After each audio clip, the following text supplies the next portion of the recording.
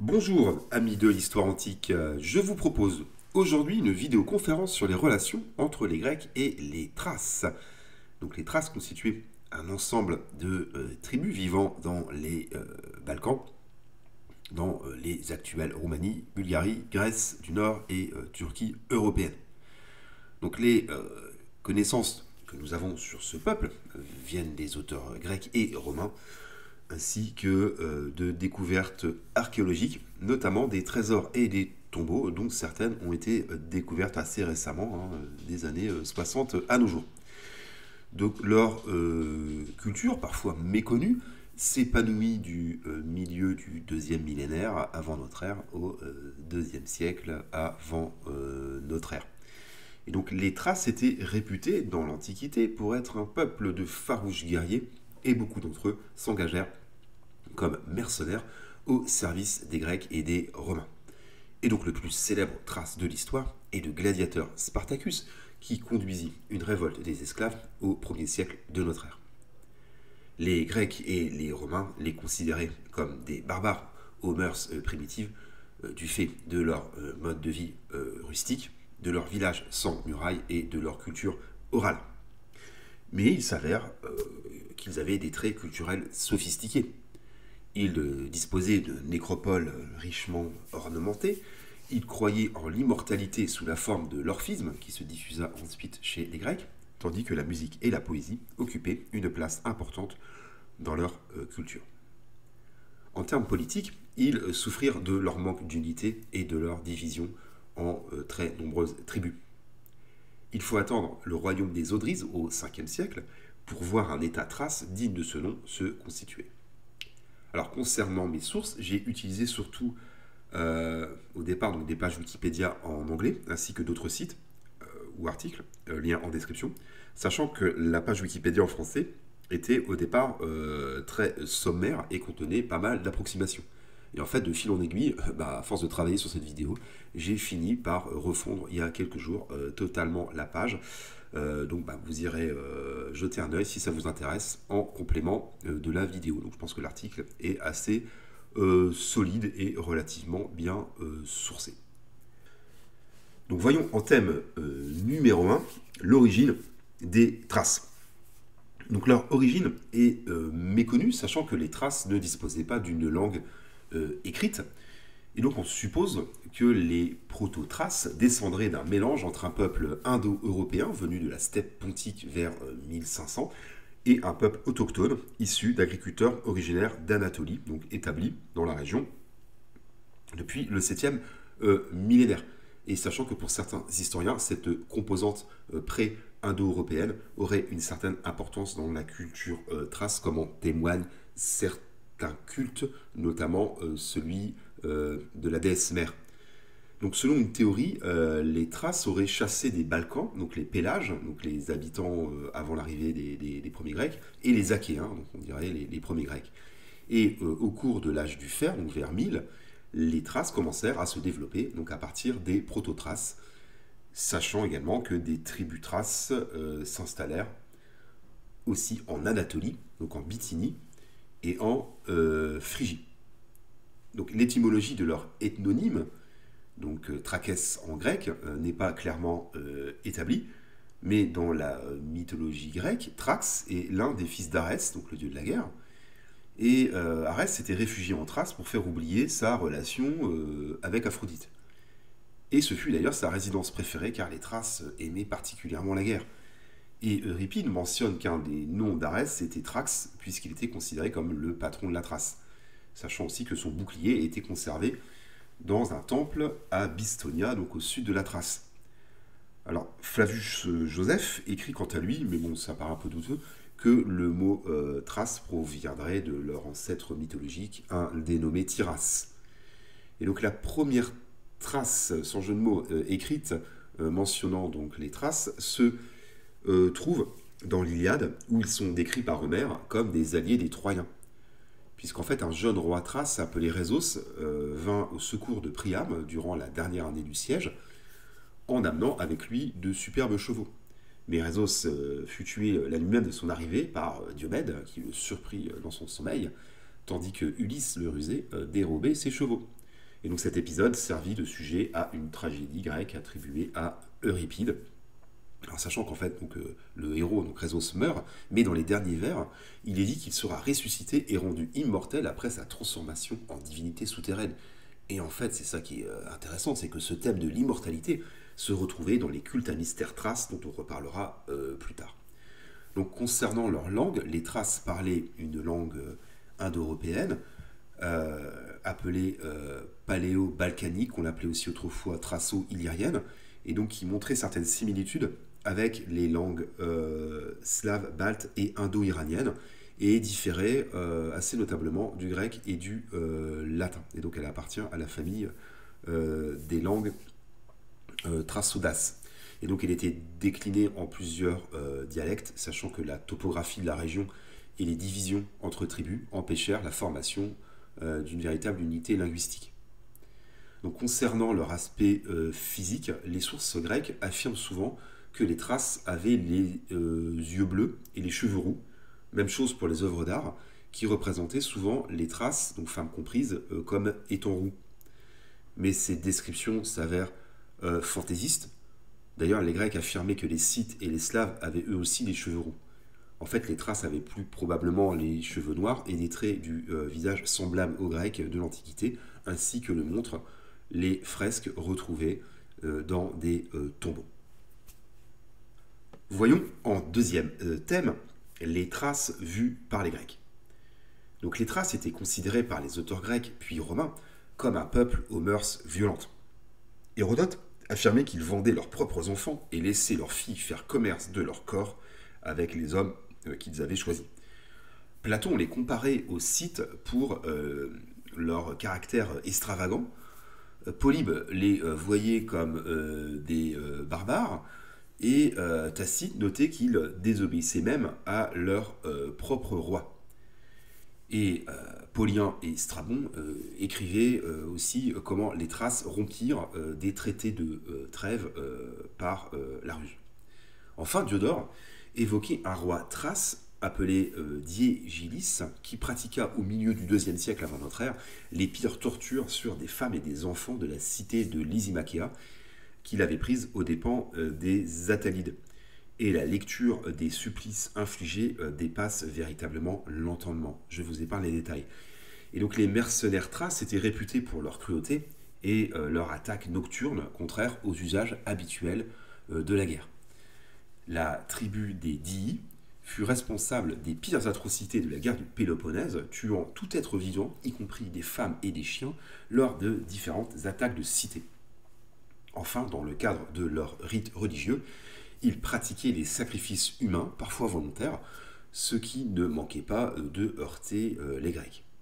Alors, ces récits peuvent refléter des préjugés culturels, mais ils constituent néanmoins une source précieuse pour comprendre les relations entre les Grecs et les Thraces. Voyons en thème numéro 3 l'organisation politique des Thraces. Hérodote écrivit que la nation des Thraces était, après celle des Indiens, la plus importante du monde. S'ils avaient un seul roi et s'ils pouvaient s'entendre entre eux, ils seraient invincibles. En effet, les Thraces étaient divisées en près de 100 tribus, elles-mêmes parfois réunies en confédération. On compte principalement les Odryses, les Bistones, les Odomantes et les Besse. Alors, le cas des Gètes ou des Daces pour les Romains est un petit peu à part, puisqu'en fait, au départ, on dira qu'ils appartiennent à la famille des Thraces, d'au-delà du Danube, mais ils ont connu une forte influence des Scythes, mais aussi des Celtes. Mais effectivement, ils partagent en commun des rites religieux, des coutumes, et ainsi que la langue thracodace.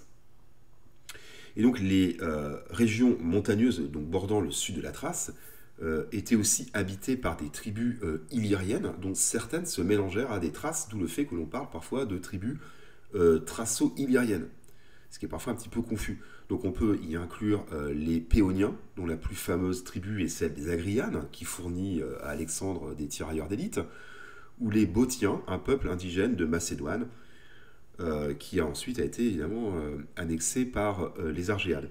On peut aussi compter les tribales, donc une confédération assez mal définie, qui réunirait des Thraces, des Illyriens, mais aussi des Celtes. Et cette confédération donc, qui fut vaincue par Alexandre le Grand. Alors on compte aussi donc, des tribus qui mélangent des Thraces et des Celtes, hein, comme les Scordisques. Donc toutes ces tribus que j'ai mentionnées, hein, ces tribus montagnardes, étaient réputées pour compter de féroces guerriers, tandis que les tribus thraces des plaines, ou plus au sud, étaient considérées comme étant plus pacifiques, ou en tout cas plus sujettes à une forme d'hellénisation. Et donc les Thraces ne parvinrent à former une organisation politique durable qu'après la fondation du royaume des Odryses au 5e siècle. Alors, il possédait quelques similitudes avec les Celtes en termes d'organisation sociale et politique, tout en connaissant l'influence donc, des Scythes nomades au nord et des Grecs sédentaires au sud. En fait, la plupart des Thraces vivaient dans de petits villages construits sur des hauteurs, et ils présentaient à l'origine une société très hiérarchisée, où on retrouvait la trilogie indo-européenne avec les 3 classes donc, de producteurs, de guerriers et de prêtres. Et donc, au début de leur culture, les tribus étaient dirigées par un souverain issu de la caste des guerriers. Et les trésors des rois et des guerriers montrent d'ailleurs leur pouvoir politique et économique. Et donc, à partir du début du premier millénaire, les petits royaumes tribaux furent dirigés par des familles dynastiques, et des rois prêtres s'appuyaient sur une aristocratie de cavaliers et dominaient des paysans guerriers libres. Et les rois possédaient des capitales temporaires installées autour de résidences fortifiées. Sachant que les mines et le travail des métaux étaient des monopoles royaux.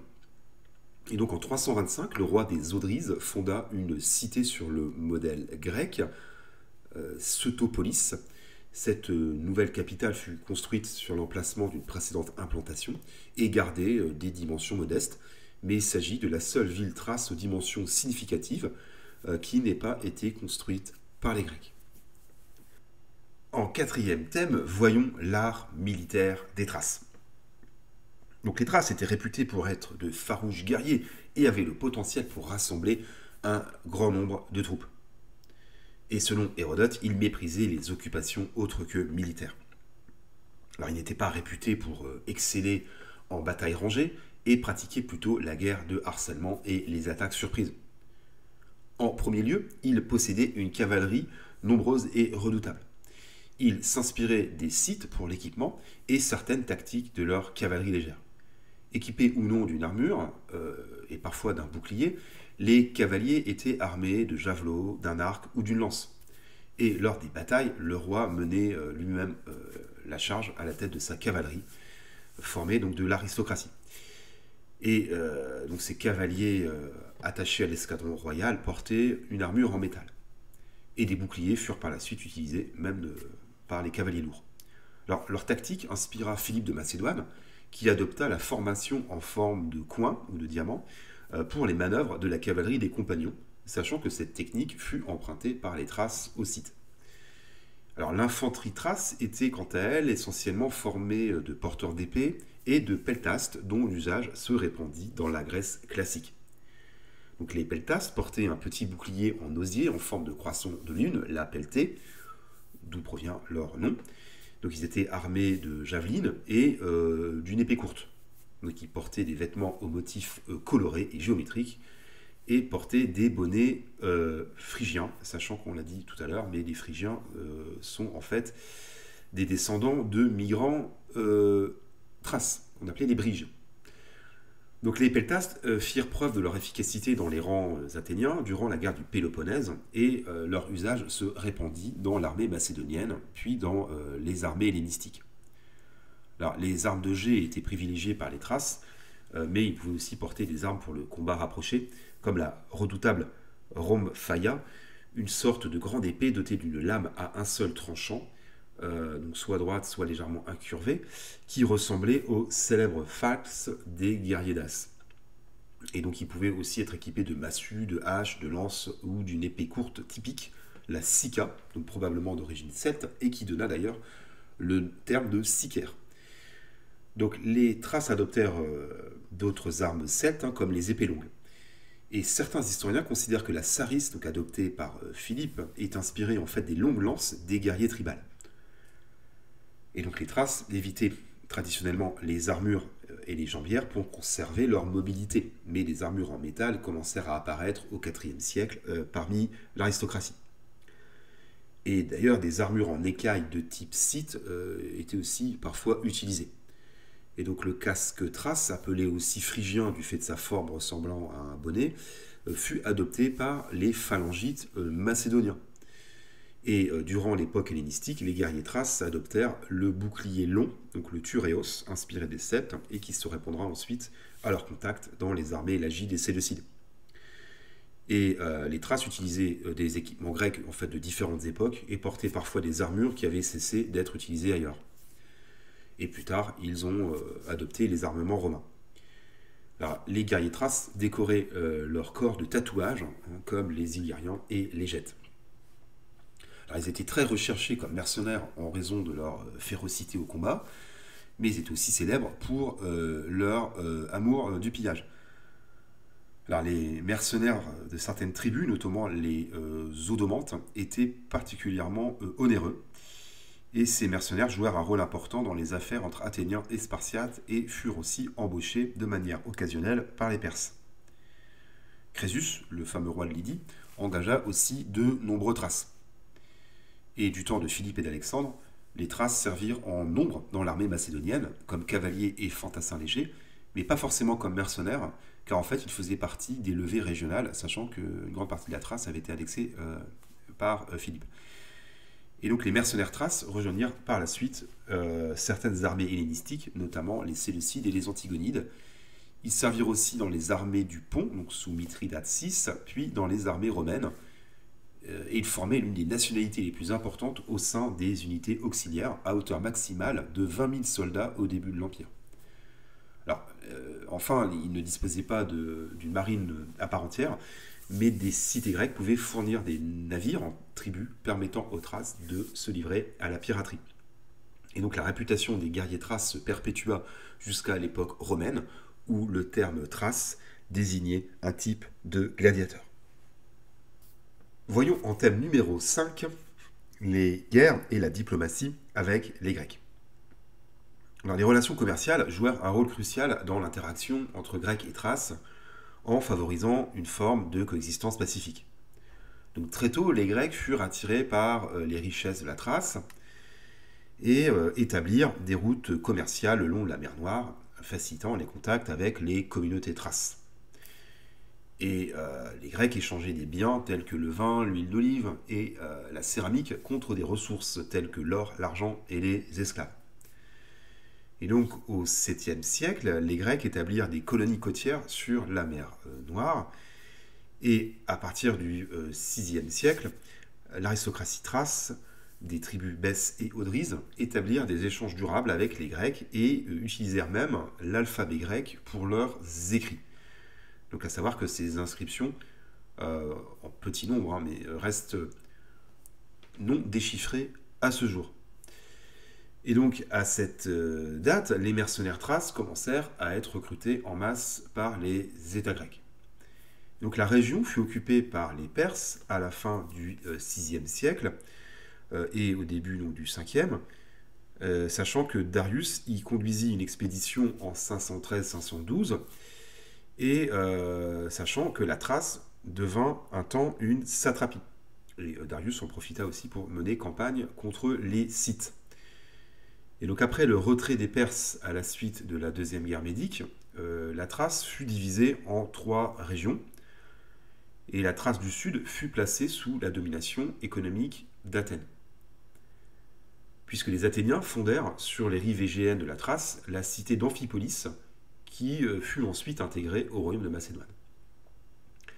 Alors malgré des relations commerciales intenses, des tensions purent éclater à plusieurs reprises entre Grecs et Thraces, puisque les Grecs étaient parfois perçus comme des intrus, tandis que les Thraces cherchaient à résister à l'influence grecque, défendant avec ardeur leur territoire et leur mode de vie.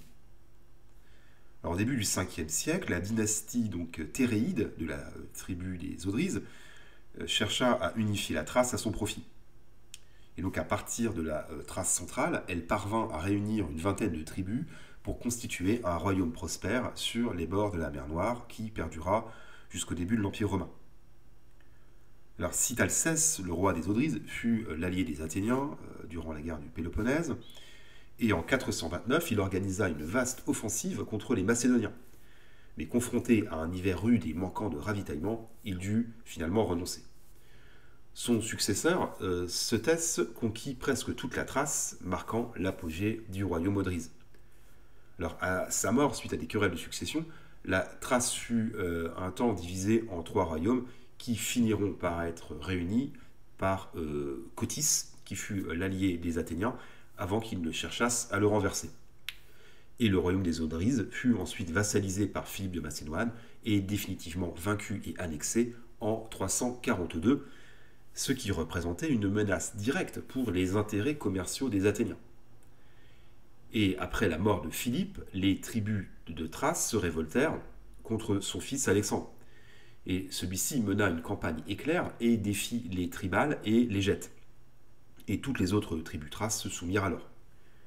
Et motivés par l'appât du gain, de nombreux Thraces s'engagèrent dans l'armée macédonienne, en plus donc, des levées territoriales dont j'ai parlé tout à l'heure, pour participer à l'expédition en Asie. Et à la mort d'Alexandre, la Thrace passa sous le contrôle de Lysimaque, donc l'un des Diadoques, et celui-ci fonda en 309 la cité donc, de Lysimachea, en Chersonèse de Thrace, donc l'actuelle péninsule de Gallipoli. Mais les Thraces ne se laissèrent pas dominer si facilement. Ctès III, le roi des Odryses, s'était déjà révolté contre les Macédoniens, donc à la fin du règne d'Alexandre, après que le gouverneur macédonien trouva la mort contre les Gètes. Il fut battu par Antipater, le régent de Macédoine, et il se révolta à nouveau après la mort d'Alexandre. Alors Ctès III fut contraint de reconnaître l'autorité de Lysimaque, et en 320, il déplaça le royaume des Odryses au centre du territoire thrace, retrouvant une forme d'indépendance. Là, il en profita pour faire construire une nouvelle capitale, Setopolis, sur le modèle grec. En 313, il soutint Antigone le Borgne contre Lysimaque, mais il fut une nouvelle fois battu. Et Lysimaque trouva la mort donc, en 281 face à Séleucos. A voir aussi qu'il y a un royaume celte donc, éphémère qui fut formé donc, en Thrace sur les côtes de la mer Noire dans le contexte de la grande expédition des Celtes, donc avec Tidis pour capitale. Donc ce royaume de Tidis durera de 279 à 213. Et au cours des 3e et 2e siècles, la Thrace connut diverses puissances tutélaires, donc les Lagides, les Séleucides et les Antigonides. Et en fait, elle revint dans le giron macédonien sous le règne de Philippe V, qui fut vaincu par les Romains en 197. Voyons en thème numéro 6 les relations avec les Romains. Donc au milieu du IIe siècle avant notre ère, le royaume des Odryses devint un état client de la République romaine, tandis que les autres tribus thraces étaient soumises par les Romains. Et à cette époque, les Odryses prirent Lysimachea, alors donc, sous la tutelle des Attalides de Pergame, et commirent de terribles exactions contre la population. Et finalement, Attale II parvint à rétablir sa domination sur la Thrace et à faire un temps de la Thrace donc un protectorat de Pergame. Donc, puis les Romains entrèrent en conflit avec les Daces donc en 76 avant notre ère et entreprirent une campagne en Messie, donc une région de Thrace qui bordait la rive sud du Danube. Donc les habitants de la Messie furent progressivement romanisés, tandis que le royaume des Odryses restait fidèle à Rome, sûrement en raison de la menace des Daces. Et dans les régions méridionales de la Thrace, l'influence grecque était encore présente, et la culture thrace se maintint encore un temps. Alors certains Thraces s'opposèrent à la domination romaine, et beaucoup d'entre eux furent pris comme esclaves, et leur caractère rebelle et combatif les destinait naturellement à la carrière de gladiateur. Sachant que le gladiateur donc dit Thrace portait un casque, un petit bouclier rectangulaire, 2 jambières et une dague courbe, la sika. Et le plus fameux de ces gladiateurs fut Spartacus, qui mena la révolte des esclaves entre 73 et 71. Donc sachant que Spartacus en fait était la forme latinisée d'un nom thrace connu sous plusieurs formes, donc Spartokos ou Spardokos, et il était probablement un membre de l'aristocratie des Odryses, donc capturé par les Romains. Pour revenir donc au royaume Odryse, les Romains y intervinrent plusieurs fois, notamment sous Octave et Tibère, et la Messie fut définitivement conquise par le petit-fils de Crassus en 29 avant notre ère. Et la région fut transformée en province romaine en 6 de notre ère. Alors après diverses querelles entre tribus et guerres de succession, le royaume des Odryses fut annexé par Claude et transformé en province de Thrace. Et entre 101 et 106, Trajan mena 2 guerres daciques qui aboutirent à l'annexion du royaume d'Ace et à la création de la province de Dacie. Et donc la romanisation des Thraces les transforma en Valaques. Enfin, Byzance, une colonie grecque de Thrace, dont le nom est peut-être d'origine thrace, fut choisie pour devenir la capitale de l'Empire romain d'Orient sous le nom de Constantinople, donc à la date de 330. Donc la Thrace était alors particulièrement exposée aux incursions des peuples barbares qui commencèrent dans la région au début du IIIe siècle. Donc avec les Carpes, les Sarmates et les Goths. Et donc cette région a revêtu une grande importance stratégique pour les Romains puis pour les Byzantins. Sachant que les Romains ont été vaincus donc, par les Goths à la bataille d'Andrinople, donc qui marque, on va dire, le début de la fin pour l'Empire romain, cette bataille se déroulant donc en Thrace. Voyons en thème numéro 7 les interactions culturelles. Donc sur le plan culturel, les Grecs exercèrent une influence significative sur les Thraces. Ces échanges furent facilités par des mariages mixtes, des festivals religieux communs et des échanges commerciaux. Alors certains éléments de la culture grecque furent adoptés par les Thraces, tandis que les Grecs intégrèrent de leur côté des éléments de la culture thrace. Alors, les tribus thraces réagirent de manière différente à l'influence grecque. Certaines adoptèrent des éléments de la culture grecque, tandis que d'autres résistèrent activement à cette influence. Donc, les Odryses, qui possédaient une brillante culture, comme le montrent les riches ornementations de leurs tombeaux, étaient largement influencés par l'art grec. Et les élites Odryses étaient parfois hellénophones, comme en témoigne le fait que le roi Cétès, évoqué donc dans l'Anabase de Xénophon, comprenait le grec. Et donc un trésor découvert en Bulgarie en 1949 témoigne de la maîtrise technique des artisans thraces, mais aussi de la pénétration en Thrace de la culture grecque. Donc ce trésor se compose de 9 récipients en or richement décorés de scènes mythologiques ou liées aux coutumes thraces. Et donc ce trésor, daté du IVe siècle, aurait été utilisé comme décor pour des cérémonies royales. Et donc la grande amphore possède des anses en forme de centaure et elle est ornée d'une scène montrant Héraclès combattant un serpent. Et 3 des 7 ritones, c'est-à-dire un vase à boire en forme de corne, sont décorés par des Amazones et portent des scènes de la mythologie grecque. Voyons en thème numéro 8 les influences religieuses. La religion des Thraces était caractérisée par une très grande diversité de divinités associées à la nature, aux forces cosmiques et aux aspects de la vie quotidienne. Mais les sources écrites sur la religion thrace sont rares et la plupart de nos connaissances proviennent de témoignages grecs et romains, voire de quelques découvertes archéologiques. Donc les Thraces accordaient une importance particulière à la déesse de la nature, associée donc à la chasse, à la lune et à la fertilité. Le culte des ancêtres occupait une place importante dans leur religion. Les rituels religieux impliquaient souvent des danses, des chants, des offrandes et parfois des rituels orgiaques, voire des sacrifices humains. Les prêtres jouaient un rôle central dans la médiation entre les divinités et les membres de la communauté. Les Thraces croyaient en l'existence d'un monde souterrain où les âmes des défunts continuaient à vivre. Les tombes thraces, riches en offrandes funéraires, témoignent de cette croyance en une vie après la mort. Et cette croyance très ancienne, probablement pré-indo-européenne, fut à l'origine du mythe d'Orphée, qui devint très populaire en Grèce, dont on reparlera après. Et donc, selon Hérodote, les Thraces n'adoraient que 3 dieux, qu'ils identifiaient donc Arès, Dionysos et Artémis. Cette triade reflétait donc la division tripartite des sociétés indo-européennes en catégories donc, militaires, sacerdotales et économiques. Alors, cependant, cette supposée triade divine peut être vue comme une construction artificielle pour rendre les divinités thraces plus compréhensibles au public grec. Alors, plusieurs divinités majeures sont attestées donc, dans le panthéon thrace. On peut citer donc en premier lieu Sabazios, connu aussi sous le nom de cavalier thrace. Donc, il était le dieu du ciel et les Grecs l'identifièrent à Zeus. Citons ensuite Bendis, la déesse de la chasse associée à la Lune, et qui possédait des caractéristiques similaires à Artémis. Son culte fut introduit à Athènes à la fin du 5e siècle et se perpétua au moins jusqu'au 2e siècle, avant notre ère. Citons également Cotys, donc la déesse de la terre et des moissons, et son culte passa lui aussi en Grèce. Elle était en effet honorée par un temple à Athènes et on célébrait en son honneur des cérémonies accompagnées de débauches. Évoquons enfin la figure de Dionysos, puisque les Thraces sont en effet considérés comme les premiers à avoir adoré le dieu du vin, de la végétation et de l'extase, sous le nom de Zagreus, sachant que des historiens considèrent la Thrace comme la terre d'origine de la culture du vin. Alors, les travaux d'Homère, d'Hérodote et d'autres auteurs faisaient d'ailleurs référence à la passion des Thraces pour le vin.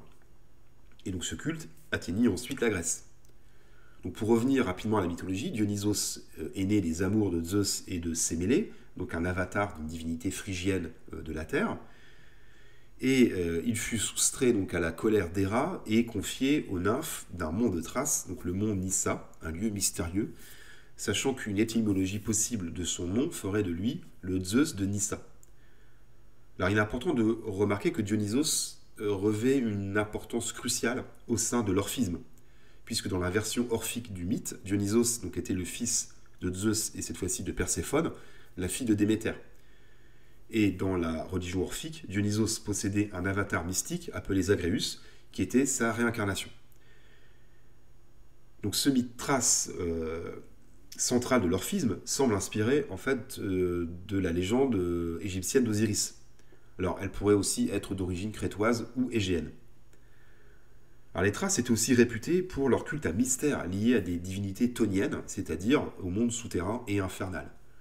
Citons en premier lieu Zalmoxis, qui est à la fois un personnage légendaire mais aussi une divinité dont le nom apparaît pour la première fois chez Hérodote. Donc il écrit que ce Zalmoxis fut un esclave affranchi de Pythagore et qu'il retourna donc dans le pays des Gettes où il enseigna sa croyance à ses compatriotes et à leurs chefs.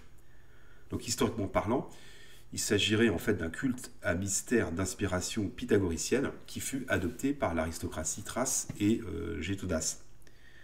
Donc ce culte postulait l'existence d'un dieu suprême appelé Gébélésis et l'immortalité de l'âme des guerriers morts au combat et de quiconque sacrifiait sa vie pour celle de ses semblables. Alors le fait que les Thraces et les Daces puissent avoir une religion monothéiste est fortement débattu encore actuellement dans la communauté anthropologique. Donc pour conclure au sujet des cultes à mystère, évoquons la célèbre figure d'Orphée. Donc il était le fils d'un roi de Thrace et de la muse Calliope, et donc c'était un musicien et un poète réputé pour sa musique enchanteresse. Et il descendit aux enfers à la recherche de son épouse Eurydice, mais ne parvint pas à la sauver. Et désespéré par la perte de son épouse, il se retira dans la solitude pour se consacrer à la musique et au chant. Sa fin fut tragique. Dans une frénésie orgiaque, des adoratrices de Dionysos, les Ménades, ou Bacchantes pour les Romains, le déchirèrent en morceaux et ses restes furent jetés dans un fleuve. Et sa tête, toujours chantante, continua de dériver jusqu'à qu'elle fût récupérée par les muses. Et les dieux, émus par le sort d'Orphée, placèrent sa lyre dans le ciel sous le nom d'une constellation. Donc ce mythe donna naissance à une théologie initiatique fondée sur une doctrine du salut, marquée par une souillure originelle. L'âme est condamnée à un cycle de réincarnation dont seule l'initiation pourra la faire sortir pour la conduire vers une survie bienheureuse où l'humain rejoint le divin. Finalement, de nombreux aspects de la religion et de la culture thrace restent assez mystérieux, mais les quelques indices dont nous disposons montrent la richesse de la spiritualité des Thraces ainsi que les influences réciproques avec les Grecs. En guise de conclusion, nous pouvons remarquer que les relations entre Grecs et Thraces furent caractérisées par une dualité complexe, mêlant coopération commerciale et rivalité territoriale. Les colonies grecques établies sur les côtes de la mer Noire et du nord de la mer Égée facilitèrent ces interactions. Et celles-ci laissèrent une empreinte durable sur les deux cultures, contribuant à façonner la richesse et la diversité de l'histoire des Balkans. Les apports mutuels dans les techniques militaires furent très nombreux, et la figure du féroce mercenaire thrace devint un lieu commun de la culture grecque puis romaine. Comme le perse, le thrace représentait l'autre, le non-grec, mais il s'avère que les coutumes des Thraces pouvaient être très proches de celles des Grecs, comme en témoignent leurs rites funéraires ou leur religion. Ainsi se termine cette vidéo, j'espère qu'elle vous a intéressé. Je vous renvoie aux articles Wikipédia que j'ai pu écrire récemment, si vous voulez la version texte avec les sources. Merci pour vos retours et à très bientôt.